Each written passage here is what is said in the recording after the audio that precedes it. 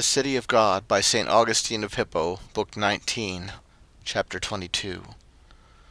But it may be replied, who is this God, or what proof is there that he alone is worthy to receive sacrifice from the Romans? One must be very blind to be still asking who this God is.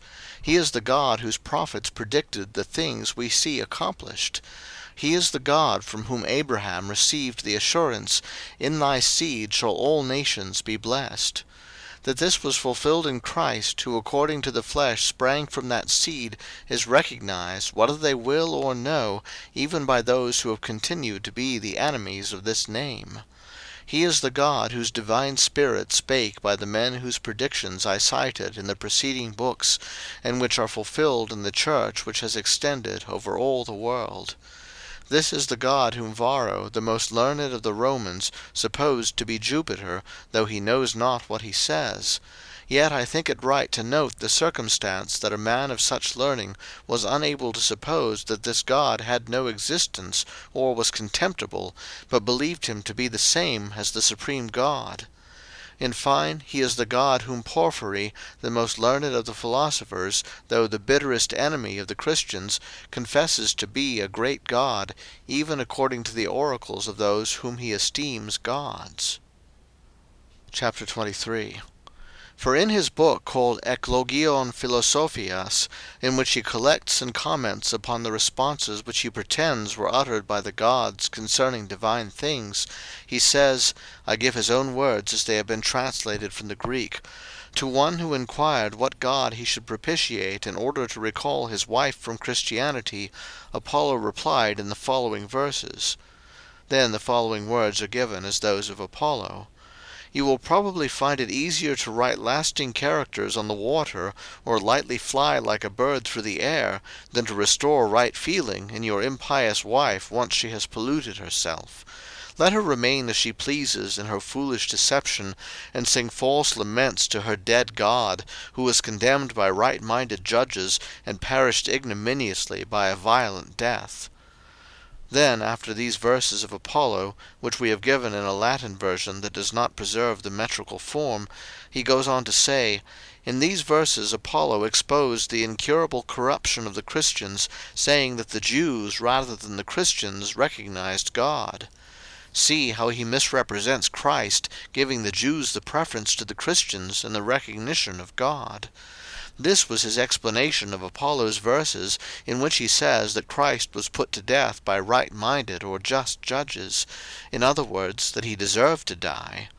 I leave the responsibility of this oracle regarding Christ on the lying interpreter of Apollo, or on this philosopher who believed it, or possibly himself invented it. As to its agreement with Porphyry's opinions or with other oracles, we shall in a little have something to say. In this passage, however, he says that the Jews, as the interpreters of God, judged justly in pronouncing Christ to be worthy of the most shameful death. He should have listened, then, to this God of the Jews, to whom he bears this testimony, when that God says, He that sacrificeth to any other god save to the Lord alone shall be utterly destroyed. But let us come to still plainer expressions, and hear how great a God Porphyry thinks the God of the Jews is. Apollo, he says, when asked whether word, that is, reason or law, is the better thing, replied in the following verses. Then he gives the verses of Apollo, from which I select the following as sufficient. God, the generator and the king prior to all things, before whom heaven and earth and the sea and the hidden places of hell tremble, and the deities themselves are afraid, for their law is the Father, whom the holy Hebrews honor. In this oracle of his god Apollo, Porphyry avowed that the God of the Hebrews is so great that the deities themselves are afraid before him. I am surprised, therefore, that when God said, He that sacrificeth to other gods shall be utterly destroyed, Porphyry himself was not afraid lest he should be destroyed for sacrificing to other gods.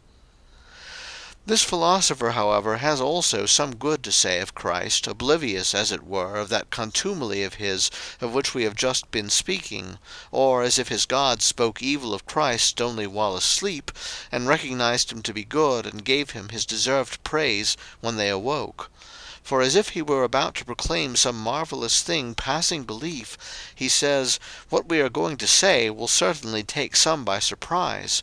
For the gods have declared that Christ was very pious and has become immortal, and that they cherish his memory. That the Christians, however, are polluted, contaminated, and involved in error." And many other such things, he says, do the gods say against the Christians. Then he gives specimens of the accusations made, as he says, by the gods against them, and then goes on. But to some who asked Hecate whether Christ were a god, she replied, "You know the condition of the disembodied immortal soul, and that if it has been severed from wisdom, it always errs. The soul you refer to is that of a man foremost in piety. They worship it because they mistake the truth." To this so-called oracular response he adds the following words of his own. Of this very pious man, then, Hecate said that the soul, like the souls of other good men, was after death dowered with immortality, and that the Christians through ignorance worship it. And to those who ask why he was condemned to die, the oracle of the goddess replied, "The body indeed is always exposed to torments, but the souls of the pious abide in heaven. And the soul you inquire about has been the fatal cause of error to other souls which were not fated to receive the gifts of the gods, and to have the knowledge of immortal Jove. Such souls are therefore hated by the gods, for they who were fated not to receive the gifts of the gods, and not to know God, were fated to be involved in error by means of him you speak of. He himself, however, was good, and heaven has been opened to him as to other good men. You are not then to speak evil of him, but to pity the folly of men, and through him men's danger is imminent." Who is so foolish as not to see that these oracles were either composed by a clever man with a strong animus against the Christians, or were uttered as responses by impure demons with a similar design? That is to say, in order that their praise of Christ may win credence for their vituperation of Christians, and that thus they may, if possible, close the way of eternal salvation which is identical with Christianity. For they believe that they are by no means counterworking their own hurtful craft by promoting belief in Christ, so long as their calumniation of Christians is also accepted.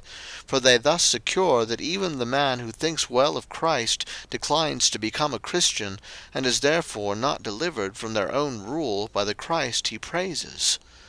Besides, their praise of Christ is so contrived that whosoever believes in him, as thus represented, will not be a true Christian, but a Photinian heretic, recognizing only the humanity and not also the divinity of Christ, and will thus be precluded from salvation and from deliverance out of the meshes of those devilish lies. For our part, we are no better pleased with Hecate's praises of Christ than with Apollo's calumniation of him. Apollo says that Christ was put to death by right-minded judges, implying that he was unrighteous. Hecate says that he was a most pious man, but no more. The intention of both is the same, to prevent men from becoming Christians, because if this be secured, men shall never be rescued from their power.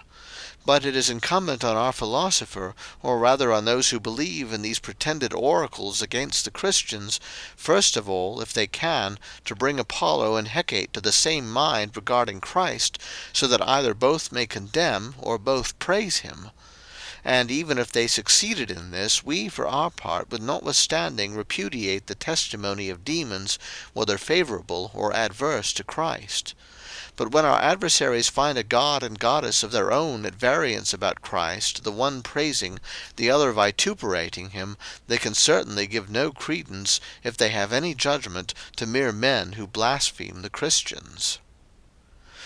When Porphyry or Hecate praises Christ and adds that he gave himself to the Christians as a fatal gift, that they might be involved in error, he exposes, as he thinks, the causes of this error. But before I cite his words to that purpose, I would ask, if Christ did thus give himself to the Christians to involve them in error, did he do so willingly or against his will? If willingly, how is he righteous? If against his will, how is he blessed? However, let us hear the causes of this error.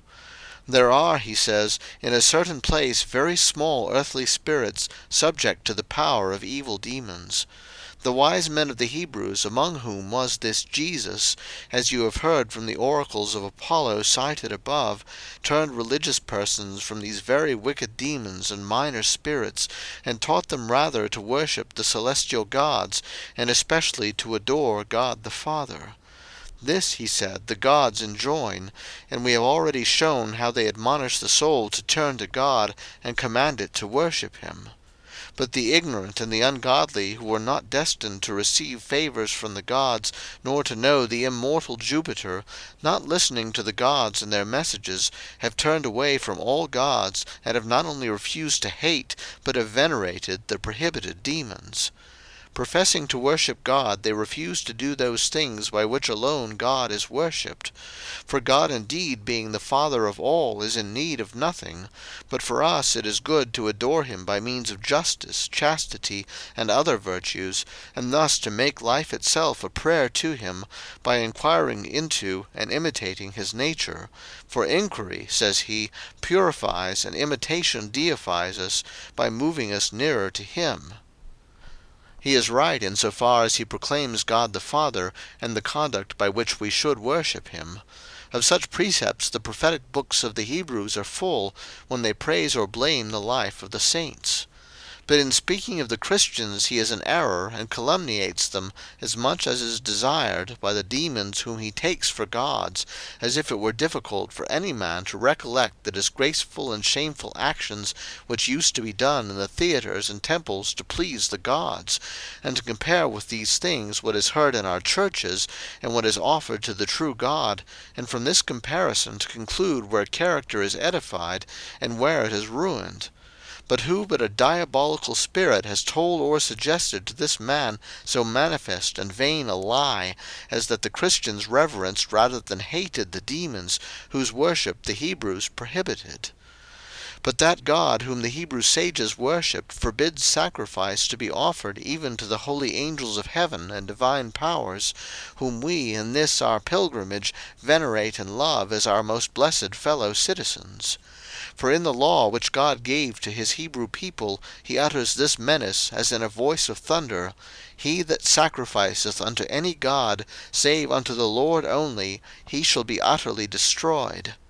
And that no one might suppose that this prohibition extends only to the very wicked demons and earthly spirits, whom this philosopher calls very small and inferior, for even these are in the Scripture called gods, not of the Hebrews, but of the nations, as the Septuagint translators have shown in the Psalm, where it is said, For all the gods of the nations are demons. That no one might suppose, I say, that sacrifice to these demons was prohibited, but that sacrifice might be offered to all or some of the celestials, it was immediately added, save unto the Lord alone. The God of the Hebrews, then, to whom this renowned philosopher bears this signal testimony, gave to his Hebrew people a law, composed in the Hebrew language, and not obscure, and unknown, but published now in every nation. And in this law it is written, He that sacrificeth unto any god, save unto the Lord alone, he shall be utterly destroyed. What need is there to seek further proofs in the law or the prophets of this same thing? Seek we need not say, for the passages are neither few nor difficult to find. But what need to collect and apply to my argument the proofs which are thickly sown and obvious, and by which it appears clear as day that sacrifice may be paid to none but the supreme and true God? Here is one brief but decided, even menacing, and certainly true utterance of that God whom the wisest of our adversaries so highly extol. Let this be listened to, feared, fulfilled, that there may be no disobedient soul cut off. He that sacrifices, he says, not because he needs anything, but because it behooves us to be his possession. Hence the psalmist in the Hebrew Scriptures sings, I have said to the Lord, Thou art my God, for thou needest not my good. For we ourselves, who are his own city, are his most noble and worthy sacrifice, and it is this mystery we celebrate in our sacrifices, which are well known to the faithful, as we have explained in the preceding books. For through the prophets the oracles of God declared that the sacrifices which the Jews offered as a shadow of that which was to be would cease, and that the nations, from the rising to the setting of the sun, would offer one sacrifice. From these oracles which we now see accomplished, we have made such selections as seemed suitable to our purpose in this work. And therefore, where there is not this righteousness whereby the one supreme God rules the obedient city according to his grace, so that it sacrifices to none but him, and whereby in all the citizens of this obedient city the soul consequently rules the body, and reason the vices in the rightful order, so that, as the individual just man, so also the community and people of the just live by faith, which works by love, that love whereby man loves God as he ought to be loved, and his neighbor as himself. There, I say, there is not an assemblage associated by a common acknowledgment of right, and by a community of interests. But if there is not this, there is not a people, if our definition be true, and therefore there is no republic. For where there is no people, there can be no republic. Chapter 24. But if we discard this definition of a people, and assuming another, say that a people is an assemblage of reasonable beings bound together by a common agreement as to the objects of their love, then, in order to discover the character of any people, we have only to observe what they love. Yet whatever it loves, if only it is an assemblage of reasonable beings, and not of beasts, and is bound together by an agreement as to the objects of love, it is reasonably called a people, and it will be a superior people in proportion as it is bound together by higher interests, inferior in proportion as it is bound together by lower. According to this definition of ours, the Roman people is a people, and its wheel is without doubt a commonwealth or republic. But what its tastes were in its early and subsequent days, and how it declined into sanguinary seditions, and then to social and civil wars, and so burst asunder or rotted off the bond of concord in which the health of a people consists, history shows, and in the preceding books I have related at large. And yet I would not on this account say either that it was not a people, or that its administration was not a republic, so long as there remains an assemblage of reasonable beings bound together by a common agreement as to the objects of love. But what I say of this people and of this republic, I must be understood to think and say of the Athenians, or any Greek state, of the Egyptians, of the early Assyrian Babylon, and of every other nation, great or small, which had a public government. For in general the city of the ungodly, which did not obey the command of God, that it should offer no sacrifice save to him alone, and which therefore could not give to the soul its proper command over the body, nor to the reason its just authority over the vices, is void of true justice. Chapter 25. For though the soul may seem to rule the body admirably, and the reason the vices, if the soul and reason do not themselves obey God as God has commanded them to serve him, they have no proper authority over the body and the vices. For what kind of mistress of the body and the vices can that mind be which is ignorant of the true God, and which, instead of being subject to his authority, is prostituted to the corrupting influences of the most vicious demons? It is for this reason that the virtues which it seems to itself to possess, and by which it restrains the body and the vices that it may obtain and keep what it desires, are rather vices than virtues, so long as there is no reference to God in the matter. For although some suppose that virtues which have a reference only to themselves, and are desired only on their own account, are yet true and genuine virtues, the fact is that even then they are inflated with pride, and are therefore to be reckoned vices rather than virtues. For as that which gives life to the flesh is not derived from flesh, but is above it, so that which gives blessed life to man is not derived from man, but is something above him. And what I say of man is true of every celestial power and virtue whatsoever. Chapter 26. Wherefore, as the life of the flesh is the soul, so the blessed life of man is God, of whom the sacred writings of the Hebrews say, Blessed is the people whose God is the Lord. Miserable, therefore, is the people which is alienated from God. Yet even this people has a peace of its own which is not to be lightly esteemed, though indeed it shall not in the end enjoy it, because it makes no good use of it before the end. But it is our interest that it enjoy this peace meanwhile in this life, for as long as the two cities are commingled, we also enjoy the peace of Babylon. For from Babylon the people of God is so freed that it meanwhile sojourns in its company. And therefore the apostle also admonished the church to pray for kings and those in authority, assigning as the reason that we may live a quiet and tranquil life in all godliness and love. And the prophet Jeremiah, when predicting the captivity that was to befall the ancient people of God, and giving them the divine command to go obediently to Babylonia, and thus serve their God, counseled them also to pray for Babylonia, saying, In the peace thereof shall ye have peace, the temporal peace which the good and the wicked together enjoy. Chapter 27. But the peace which is peculiar to ourselves we enjoy now with God by faith, and shall hereafter enjoy eternally with him by sight. But the peace which we enjoy in this life, whether common to all or peculiar to ourselves, is rather the solace of our misery than the positive enjoyment of felicity. Our very righteousness too, though true insofar as it has respect to the true good, is yet in this life of such a kind that it consists rather in the remission of sins than in the perfecting of virtues. Witness the prayer of the whole city of God in its pilgrim state, for it cries to God by the mouth of all its members, Forgive us our debts, as we forgive our debtors.